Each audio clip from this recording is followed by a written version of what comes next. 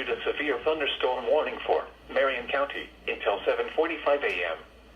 At 6:58 a.m., a severe thunderstorm was located near Lamu, or 9 miles east of Kenton, moving east at 40 miles an hour. Hazard, 60 miles an hour wind gusts and quarter-size hail. Source, radar indicated. Impact, minor damage to vehicles is possible. Expect damage to trees and power lines. Locations impacted include Marion, Prospect, Lamu, Morrill, Waldo, Caledonia, New Bloomington, Green Camp, and State Route 229 at U.S. Route 23.